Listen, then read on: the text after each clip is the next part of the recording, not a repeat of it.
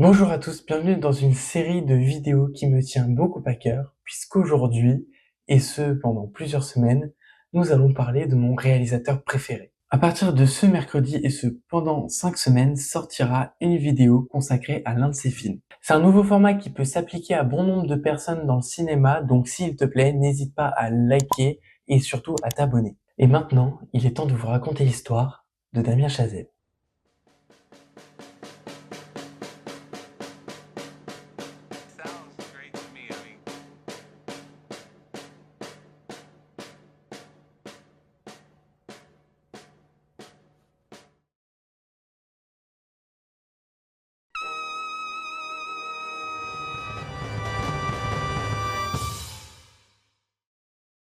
Damien Chazelle est né le 19 janvier 1985 à Providence dans l'État de Rhode Island. Sa mère est historienne du Moyen Âge, tandis que son père est mathématicien informaticien professeur à l'université de Princeton, dans le New Jersey. Des parents donc qui ne sont absolument pas dans le milieu du cinéma. Et c'est dès le lycée que Damien va se diriger vers une passion dont vous vous doutez certainement, le jazz.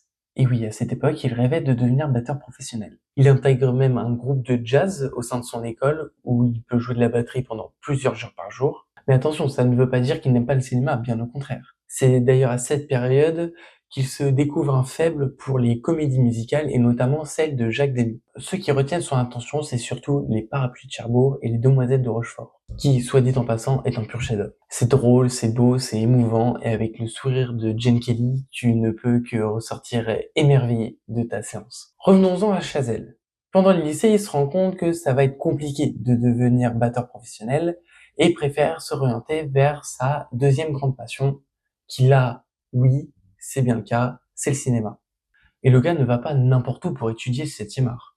Il va tout simplement à l'université d'Harvard. Ouais, je vous l'accorde, il y a plus dégueu, on va pas se mentir. Le mec est plutôt tranquille dans ses choix. C'est d'ailleurs au sein de ses études et de cette université qu'il va faire la connaissance d'un certain Justin Hurwitz. Si je vous parle de cette personne maintenant, c'est que il va avoir une place importante dans la vie de Chazelle et qu'on va en parler dans les prochaines vidéos et même plus tard dans celle-ci. On retrouve donc Damien et Justine, les deux colocs, en 2009 où ils doivent présenter quelque chose pour leur thèse de fin d'études. C'est à ce moment-là que Damien Chazelle décide de réaliser son premier long métrage. Il va embarquer son pote Justin dans l'aventure et tous deux vont quitter les bancs de la fac pour se consacrer essentiellement à ce projet. Et ce projet se nomme Guy and Madeline on a Park Bench. Désolé pour l'accent anglais. Ce film raconte l'histoire de Guy, trompettiste de jazz, et Madeline, à la recherche d'un emploi, vivant depuis 3 mois à Boston. Mais leur romance féerique est malmenée le jour où Guy tombe amoureux d'Elena dans le métro. Quand on lit le pitch, on est plutôt face à quelque chose d'assez classique. Une romance, un triangle amoureux, de quoi mettre de l'attention, bref, plutôt simple. Mais faut se souvenir que ça reste une comédie musicale et c'est ce point-là que je trouve vraiment très audacieux. Si ça vous intéresse, le film est dispo gratuitement sur YouTube, je vous mets le lien en description et n'hésitez pas à me dire ce que vous en avez pensé en commentaire. Avec ce film, on remarque déjà quelques éléments auxquels Damien Chazelle est attaché. Le jazz et la comédie musicale. Ces deux passions du lycée finalement. Quand on voit les moyens de ce film, on se dit quand même que c'est assez impressionnant et ambitieux de tenter ce registre-là en tant que premier film, quoi. Parce que comme tout le monde, quand tu commences, t'es pas connu, et quand t'es pas connu, t'as pas d'argent. Et Chazelle ne déroge pas à la règle.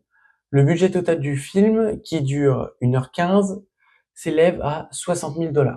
Donc c'est vraiment pas beaucoup. Du coup, pour avoir assez d'acteurs et assez d'éléments pour faire de ce film ce qu'il est aujourd'hui, Damien Chazelle va faire appel à des potes et à des membres de sa famille. Juste à titre d'exemple, même si elle n'est pas créditée, sa sœur a un rôle dans le film. Mais il n'y a pas que ça, je vous rappelle qu'on parle d'une comédie musicale. Il faut donc une composition qui fonctionne extrêmement bien parce qu'une comédie musicale sans musique, ça fonctionne tout de suite moins bien. Eh bien, le compositeur n'est nul autre que son colocataire, Justin Hurwitz. Je vous avais dit qu'on en reparlerait dans cette vidéo. Une fois terminé et présenté, le film part en festival. Il est bien reçu, salué par la critique et va même taper dans l'œil d'un producteur qui s'appelle Stanley Tucci. Je dis producteur, mais en réalité, vous le connaissez plus en tant qu'acteur. Il a notamment joué le rôle de Nigel dans Le Diable s'habille en Prada.